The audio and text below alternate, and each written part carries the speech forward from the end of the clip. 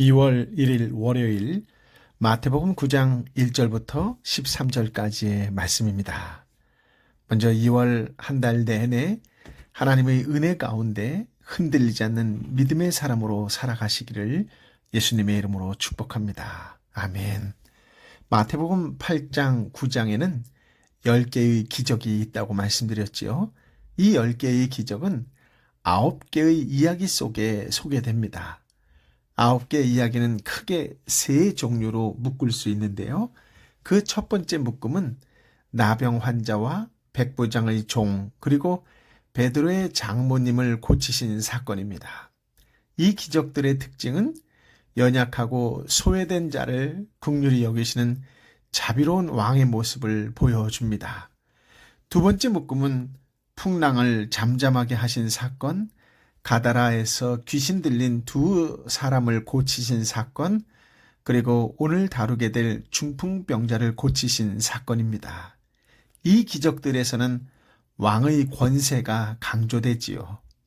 풍랑을 잠잠하게 하시는 권세, 귀신을 굴복시키는 권세, 그리고 죄를 용서하시는 권세입니다. 중풍병자 치유 사건은 마가복음과 누가복음에도 기록하고 있지요. 서로 비교해보면 지붕을 뚫어서 중풍병자를 예수님께서 머무시는 집 안으로 달아내렸다는 정황 설명을 마태복음에서는 과감하게 생략합니다. 반면에 이 사건에서, 즉 마태복음에서 드러나는 특징은 예수님의 권세에 관심을 두었다라고 하는 것이지요. 이는 마태의 관점이 기적 자체보다는 그런 기적을 일으키시고 그런 권세를 가지신 예수님이 어떠신 분이신지를, 예수님이 어떤 분이신지를 증거하는 데 있음을 말해줍니다. 그렇다면 마태가 증거하는 예수님은 어떤 분이실까요? 1절, 2절 말씀입니다. 함께 읽어볼까요? 예수께서 배를 타고 호수를 건너 자기 마을로 돌아오셨습니다. 사람들이 중풍 환자 한 사람을 자리에 눕힌 채 예수께 데려왔습니다. 예수께서는 그들의 믿음을 보시고 중풍 환자에게 말씀하셨습니다. 얘야, 안심하여라. 너의 죄가 용서받았다. 아멘. 예수님은 그들의 믿음을 보셨습니다. 가다라에서 귀신 들린 두 사람의 경우에는 믿음이 있고 없고를 전혀 고려하지 않으셨지요. 일방적인 긍휼과 은혜로 그들을 귀신의 세력에서 구원해 주셨습니다. 반면 오늘 본문에서는 그들의 믿음을 죄 용서의 근거로 삼으셨습니다. 예수님께서는 귀신에 완전히 사로잡힌 경우가 아닌 때에는 언제나 당사자나 그가 관련된 공동체의 믿음 유무를 먼저 고려하셨습니다. 그렇다 할지라도 단지 믿음만 보시고 일하시는 것 또한 일방적인 긍휼과 은혜입니다. 그렇다고 믿음으로 나오기만 하면 당연히 죄를 용서하고 병을 고쳐 주셔야 하는 것처럼 생각하는 것은 심각한 오해입니다. 사람들이 중풍병자를 예수님께 데려왔을 때에는 병 고침에 관심이 있었습니다. 중풍 해결이 그에게 가장 시급하고 중요한 일이라고 생각을 했을 것입니다. 이것 역시 심각한 오해였습니다. 예수님은 병보다 그의 죄 문제에 관심을 두셨고 죄를 용서받는 것을 중풍병 치료보다 더 우선적인 일로 다루셨습니다. 우리에게는 각자 시급하고 중요하게 생각하는 문제가 있지요. 예를 들어서 취직이나 결혼, 자녀 문제나 금전 문제나 또는 관계 문제나 병 문제 해결을 위해 우리 주님께 나아옵니다. 그런데 만약 주님께서 보실 때 그것들보다 더 시급한 문제가 있다면 예수님은 그들의 간절한 바람을 뒤로 하고 당신께서 중요하게 생각하시는 그 문제에 먼저 집중하실 것입니다. 예수님께서 중풍병자를 얘야 혹은 소자야 하고 부르십니다. 이것은 중풍병자가 예수님보다 젊은 청년이었을 가능성을 보여주지요. 그러고 보면 청년이 중풍병에 걸렸으니 얼마나 안타까운 일이겠습니까? 참 딱하지요. 청년이 아닐지라도 침상에 실려 다녀야 할 정도라고 하면 중풍이 심각한 상태일 것입니다. 아마 그는 속으로 계속해서 사지를 떨었을 것입니다. 그런데 예수님은 그의 영혼이 죄로 인해 떨고 있음을 보셨습니다. 그의 심각한 육신의 질병보다 죄가 더 근원적인 문제임을 아셨습니다. 그는 죄는 깊이 숨겨두었고 차마 말하지 못했을 것입니다. 영혼의 중풍은 숨기고 육신의 중풍 문제만을 해결하려 했던 것이지요. 그러나 예수님은 그에게 일방적으로 죄의 용서를 선포하셨습니다. 얘야, 안심하여라. 너의 죄가 용서받았다. 주님께 죄를 낱낱이 고백하고 회개하는 일은 중요합니다. 그러나 고백해야만 죄의 용서를 받는다고 생각하는 것은 심각한 오해입니다. 본문은 죄 용서가 고백하는 행위의 대가로 주어진 것이 아니라고 하는 것을 분명하게 보여줍니다. 예수님은 당신 앞에 나왔다는 사실만으로도 믿음으로 여겨주셨습니다. 고백하기도 전에 주님 앞에 떨고 있는 그 영혼을 보시고 일방적으로 죄 용서를 선포하셨습니다. 그 일방적인 은혜에 대한 감격 때문에 죄를 토설하게 되기도 하는 것이지요. 3절 4절 말씀을 읽어볼까요? 이것을 보고 몇몇 율법학자들이 속으로 말했습니다. 저 사람이 하나님을 모독하고 있구나. 예수께서 그 생각을 알고 말씀하셨습니다. 왜 그런 악한 생각을 품고 있느냐. 아멘. 예수님께서 죄 용서를 선포하시자 그동안 예수님께 호기심을 가지고 있었던 몇몇 율법학자들의 마음에 분노가 생겼습니다. 그들은 속으로 저 사람이 하나님을 모독하고 있구나 라고 생각했습니다. 예수님은 그들의 속 생각을 꿰뚫어 보시고 이렇게 말씀하시지요. 왜 그런 악한 생각을 품고 있느냐. 어떤 면에서 보면 율법학자들은 하나님의 명예를 보호하려고 했습니다. 하나님만이 죄를 용서하실 수 있는데 감히 사람이 죄의 용서를 선포했으니 신성을 모독한 것으로 여기고 분노했습니다. 율법학자의 입장에서 보면 그것은 매우 의롭고 정당한 분노일 것입니다. 도덕적으로 잘못된 것이 전혀 없습니다. 그러나 예수님께서는 그러한 생각들을 악한 생각으로 정죄하셨습니다. 사람들은 각자마다 악하다고 생각하는 기준이 다르지요. 어떤 사람에게는 의롭고 정당한 것이 다른 사람에게는 불의하고 부당하게 여겨질 수 있습니다. 그래서 자기 나름대로 도덕 기준을 가지고 성경을 읽거나 예수님을 생각하면 심각하게 오해하게 됩니다. 그러므로 우리가 옳다고 여기는 기준을 고집할 것이 아니라 항상 성경 말씀과 예수님을 기준으로 삼아야 합니다. 중요한 것은 제각기 다른 사람들의 생각이 아니라 주님의 말씀이지요. 사람들의 도덕 기준으로는 아무리 정당할지라도 우리 주님께서 보시기에 악하면 악한 것입니다. 예수님께서 정죄하신 악한 생각이란 예수님을 말과 행동을 불신하고 대적하는 태도에서 발생하는 모든 생각들입니다. 예수님은 속으로 악한 생각을 하는 율법학자들에게 이렇게 질문하셨습니다. 5절 말씀인데요. 너희 죄가 용서받았다 라는 말과 일어나 걸어가라 라는 말 중에 어떤 말이 더 쉽겠느냐? 어떤 것이 쉬울까요? 둘 다 어렵습니다. 왜냐하면 유대인들의 입장에서는 죄 용서를 감히 공공연하게 선언할 수 없기 때문입니다. 신성 모독죄로 처형당할 수도 있기 때문이지요. 또 중풍병자에게 일어나 걸어가라 라고 말하는 것도 어렵습니다. 금방 능력 없는 것이 탄로날 것이기 때문이지요. 그런데 지금은 율법학자들이 예수님을 하나님의 권위를 도용하는 사기꾼으로 보고 있는 상황입니다. 사기꾼이라면 눈에 보이지 않는 죄 용서의 선포는 쉽게 할 수 있지만 중풍병자에게 일어나 걸어가라 라는 말은 차마 하지 못할 것으로 여겼을 것입니다. 예수님은 그들이 말하기 어렵다고 생각하는 일을 직접 하심으로써 죄 용서의 선포가 진실하다는 것을 입증하기를 원하셨습니다. 6절, 7절 말씀입니다. 함께 읽어볼까요? 그러나 인자가 땅에서 죄를 용서하는 권세를 가지고 있음을 너희에게 알려주겠다.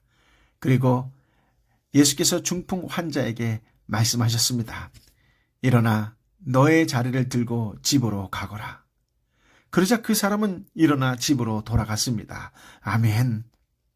예수님께서 중풍병자에게 말씀하시자 말씀하신 그대로 되었습니다. 마치 하나님께서 천지를 창조하실 때 빛이 있으라 라고 말씀하시자 그대로 된 것과 같습니다. 이렇게 해서 예수님은 죄의 용서를 선포하신 말씀도 그대로 되었다는 것을 입증하셨습니다. 또한 예수님은 말씀 한마디로 죄를 용서하시고 병을 고치시는 하나님이심을 입증하셨습니다. 유대인들은 하나님의 나라가 도래하면 그 나라에서 하나님이 죄를 용서하신다라고 생각을 했었어요. 그래서 항상 그 나라가 임하기를 기다렸지요. 그 생각은 맞습니다. 그런데 그들은 하나님 나라가 이미 임하였고 예수님께서 그 나라의 왕으로 통치하고 계신다라고 하는 점을 몰랐습니다. 그들은 예수님이 이 땅에 오신 임마누엘 하나님이라는 사실을 몰랐습니다. 예수님을 단지 사람이라고 생각했던 것이지요. 그래서 신성을 모독했다고 심각하게 오해한 것입니다. 오늘날 성도 역시 죽은 이후에 하늘나라에 들어가고 그때서야 하나님의 통치를 받는 것이 아닙니다. 하나님 나라는 예수님의 초림과 함께 이 땅에 왔습니다. 그래서 이 땅에서도 하나님의 통치를 받을 수 있고 이 땅에서 죄 용서를 받을 수 있습니다. 예수님께서 중풍병자를 고치심으로 이것을 입증하셨습니다. 우리는 종종 하나님의 능력이 이 땅의 어떤 부분에는 역사하지 못하는 것처럼 심각하게 오해합니다. 아마 이런 질문을 던져볼 수 있을 것입니다. 우리가 천국에 들어가게 하시는 것과 취직해서 직장에 들어가게 하시는 것 중에 어느 것이 쉽겠습니까? 아무것도 없는 무에서 우주 만물을 창조하시는 것과 배우자감이 눈에 보이지 않는데도 결혼하게 하시는 것 중에서 어느 것이 쉽겠습니까? 이론적으로는 천국에 들어가는 것과 천지 창조가 더 어려울 것 같지만 사람에 따라서는 취직과 결혼 등의 당면한 문제가 더 어렵게 여겨지기도 할 것입니다. 이것은 예수님의 능력이 이 땅의 어떤 부분에는 역사하지 못한다고 제안하는 것과 같습니다. 예수님은 하늘과 땅은 관심을 가지시지만 나에게는 관심이 없다고 생각하는 것이며 저 하늘에 가서는 우리에게 잘 대해 주시겠지만 지금 이 땅에서는 아니라고 속으로 생각하고 있는 것입니다. 이런 생각이 예수님을 불신하는 악한 생각에 해당됩니다. 하나님 나라는 지금도 우리 가운데에 있습니다. 주님께서는 그 나라의 왕으로서 지금 우리를 다스리고 계십니다. 우리가 그분의 백성으로 살아가는데 필요한 것이라면 그분은 분명히 이 땅에서도 다 채워주실 것입니다. 단지 우리가 바라고 원하는 것보다 더 시급하고 더 중요하고 더 근본적인 것을 먼저 해결해 주시기 위해서 우리가 원하는 것이 조금 지체되고 있을 뿐이지요. 우리는 각자의 현실 속에서 우리의 속마음에 파고드는 악한 생각을 버리고 변함없이 주님을 믿고 따르는 삶을 살아가야 될 줄 믿습니다. 9절 말씀을 함께 8절 말씀을 함께 읽어볼까요? 이를 보고 무리는 두려워하며 이런 권세를 사람에게 주신 하나님께 영광을 돌렸습니다. 풍랑 사건에서 제자들은 예수님의 본질에 관심을 가졌지요. 가다라 귀신 사건에는 그 지역 주민들은 예수님을 배척했습니다. 예수님의 기적 이후 사람들의 반응은 그때마다 달랐습니다. 이것은 기적을 효과적인 전도의 수단으로 생각하는 심각한 오해를 깨트립니다. 예수님은 기적을 전도의 수단으로 사용하지 않으셨습니다. 기적은 단지 하나님의 나라가 임하고 주님께서 통치하시는 결과로 자연스럽게 나타났을 뿐입니다. 여러 가지 오해를 벗고 성경의 기초에서 바른 생각을 가질 수 있게 되기를 예수님의 이름으로 축복합니다. 아멘. 9절 말씀을 함께 읽어볼까요? 예수께서 그곳을 떠나 길을 가시다가 마태라는 사람이 세관에 앉아 있는 것을 보셨습니다. 예수께서 마태에게 나를 따르라 라고 말씀하셨습니다. 그러자 마태가 일어나 예수를 따랐습니다. 아멘. 예수님은 가버나움에서 중풍병자를 고치신 이후에 세관을 지나시게 되었어요. 마침 세관에서 마태라는 사람이 앉아 있었습니다. 마가복음과 누가복음을 참고하여 보면 마태는 세리였고 본명이 레위였습니다. 당시 세리들은 로마에 바칠 세금을 거두었고 정한 세금 이상을 거두어 착복했습니다. 그래서 유대인들은 세리들을 아주 싫어하고 멸시했지요.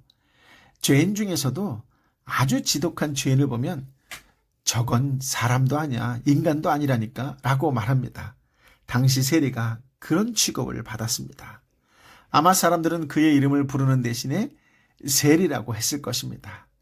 탐욕에 눈이 어두워 로마의 빌부터 살아가는 매국노, 정직하지 못한 더러운 놈, 탐욕에 빠진 죄인으로 취급했을 것입니다. 그런데 마태는 자신의 소명 사건을 회고하면서 예수님께서 마태라 하는 사람을 보내셨다고 기록합니다. 마태는 예수님께서 자기를 부를 때 한 인격으로 대우해 주셨음을 생생하게 기억했던 것 같습니다. 예수님은 그를 더러운 죄인이라는 선입관으로 대하지 않으셨습니다. 그의 직업과 과거 때문에 사람도 아닌 것처럼 취급하지 않으셨습니다. 이제껏 마태가 만났던 많은 사람은 그를 판단하고 정죄했지요. 그래서 마태는 외롭고 힘들었습니다. 그러나 예수님은 그를 다른 사람들과 동등한 사람으로 여기셨고 아무 조건 없이 제자로 불러주셨습니다. 이것은 마태를 향한 주님의 일방적인 긍휼 곧 자비였습니다. 마태는 나를 따르라 하시는 주님의 부르심에 즉각 응답합니다. 그동안 마태는 인생에서 가장 필요한 것은 돈이라고 생각했기 때문에 무수한 비난과 멸시를 받을지라도 돈을 추구하며 세리로 살았습니다. 그런데 이제 돈을 쫓기보다 예수님을 따르기로 결단한 것입니다. 그 결단은 안정된 직장을 포기해야 하는 것이었고 이제까지와는 전혀 다른 새로운 삶을 시작하는 것이었지만 그는 기꺼이 결단합니다. 이날의 결단은 그의 인생을 결정적으로 바꾸어 놓는 분기점이 되었습니다. 많은 믿음의 사람들은 마태의 결단력에 놀랍니다. 대단한 믿음이라고 생각합니다. 그런데 본문을 마태의 결단력에 초점을 두는 사람 중에 많은 사람이 절망을 합니다. 왜냐하면 제자로 살기 위해서는 마태처럼 단호하게 결단해야 하는데 나는 부담감을 느끼고 그만한 결단력이 없는 사람이라고 예수님을 제대로 따르지 못하겠다는 결론을 내리기 때문이지요.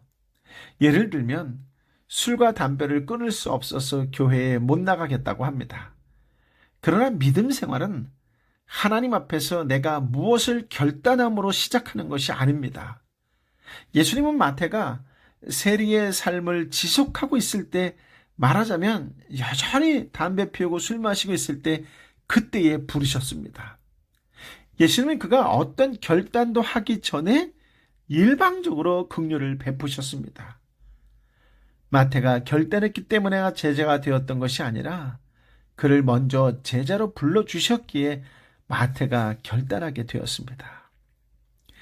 예수님의 긍휼히 여기심이 먼저 있었고 그것을 마태의 지성이 깨닫고 감성은 감동하고 의지는 결단하는 반응으로 나타났던 것입니다.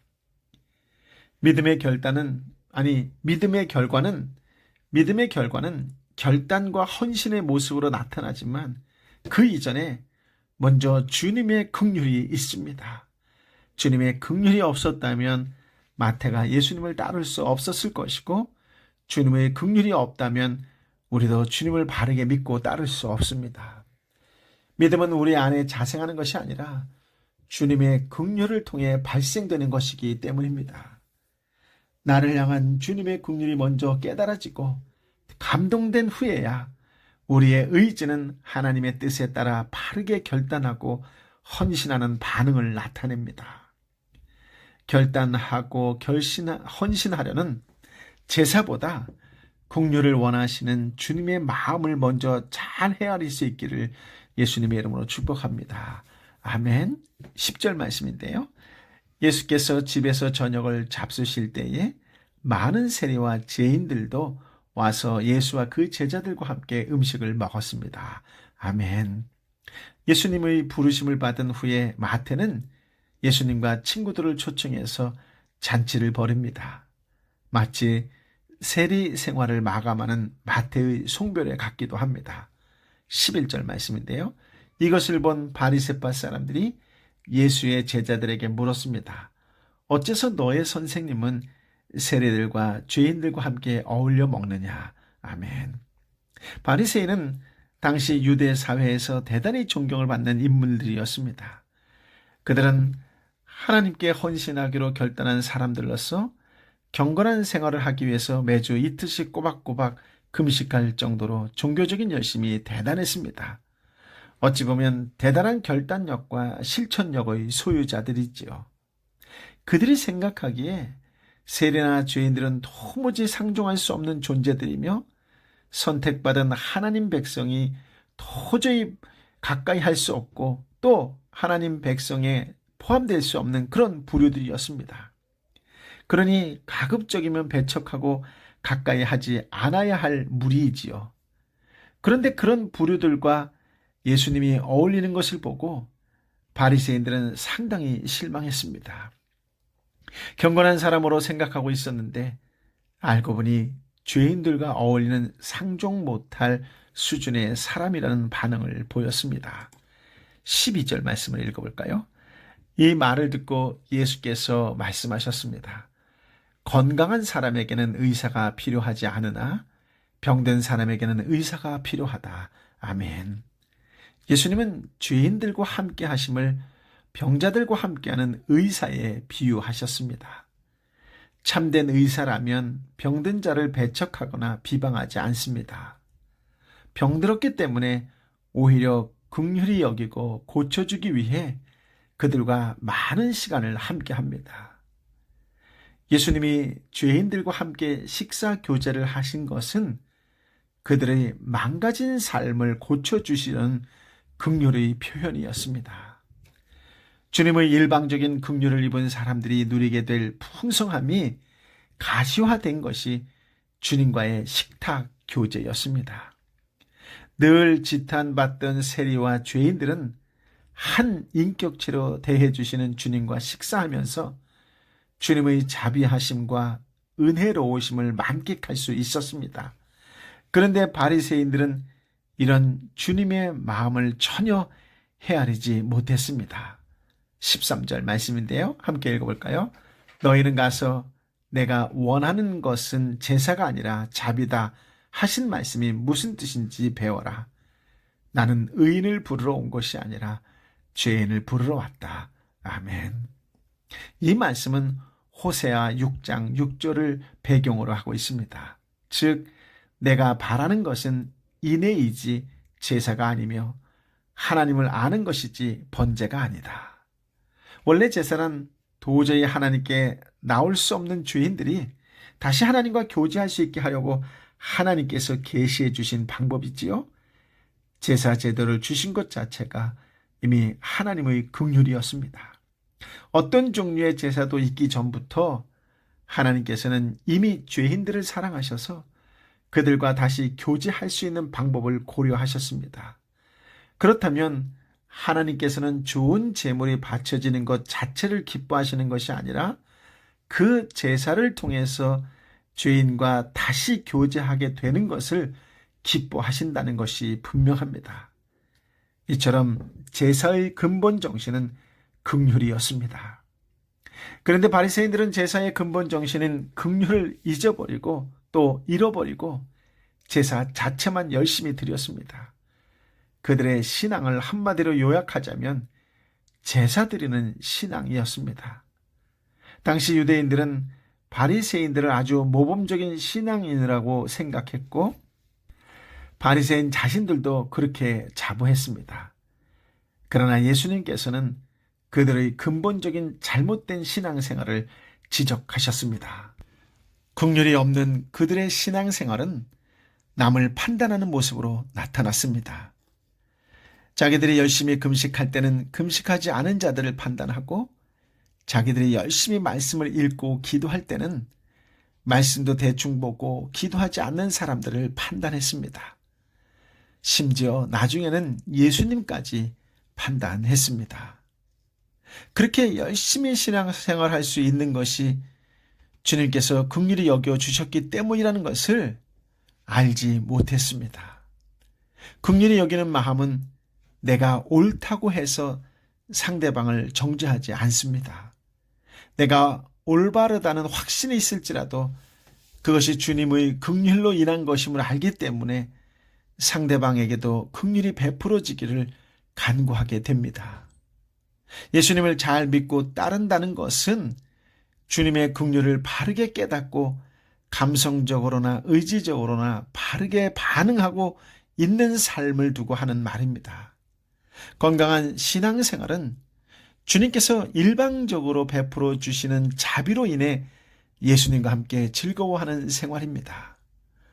우리의 신앙생활이 단지 제사에 열중하는 것이 아니라 하나님의 긍휼을 배우는 삶, 하나님의 긍휼을 기뻐하고 즐기는 삶, 긍휼에 바르게 반응하는 삶이 되시기를 예수님의 이름으로 축복합니다. 아멘. 아버지 하나님, 참으로 귀한 말씀, 생명의 말씀, 삶의 지혜가 풍성한 말씀을 허락하여 주시니 감사합니다. 무엇보다도 내가 먼저 하나님한테 큰 은혜를 받은 자라고 하는 것을 깨닫게 하여 주시고 헤아릴 수 없는 긍휼을 받은 자라고 하는 자를 다시 한번 깨닫게 하여 주시니 감사합니다. 이 은혜를, 이 긍휼을, 이 자비를 잃지 않고 잃어버리지 않고 오히려 세상 속에서 아프고 힘들고 지친 영혼들에게 배운 그대로 사랑과 자비와 긍휼을 베풀고 나누어 주는 자로 살아가고 그렇게 섬기는 자로 살아가는 믿음의 사람이 되게 하여 주옵소서. 오늘 나의 삶이 그러한 삶이 되고 2월 한 달 내내 어느 곳에 가든지 그런 긍휼의 마음으로 섬기고 베풀고 보듬어 안아주는 따스한 성령의 사람으로 살아가는 2월 한 달이 되게 하여 주옵소서. 오 성령이여, 간절히 빌고 원하오니 내 사랑하는 형제가 아파하고 있습니다. 자매가 눈물로 살아가고 있습니다. 성령 하나님 불쌍히 여겨 주옵시고 저들을 만져 주옵소서. 깨끗게 하여 주옵소서. 다시 일어설 수 있도록 새 힘과 새 능력과 새 지혜를 허락하여 주옵소서. 깨끗게 하여 주옵소서. 이제는 길이여 진리여 생명 되신 우리 주님 예수 그리스도의 은혜와 아버지 하나님의 크신 사랑과 성령 하나님의 위로 역사 교통 충만하심이 배운 그대로 긍휼의 삶을 살겠노라고 긍휼을 기뻐하고 즐기며 긍휼에 바르게 반응하는 믿음의 삶으로 살겠노라고 다시 한번 말씀 앞에 주님 앞에 결단하며 결심하는 하나님의 사람들 한 사람 한 사람 머리 위에 긍휼의 마음으로 다시 한번 기도에 불을 붙이는 삼토와 일토와 또 공동체와 선교지와 선교사님 가운데에 함께하여 주옵기를 간절히 축원하옵나이다. 아멘.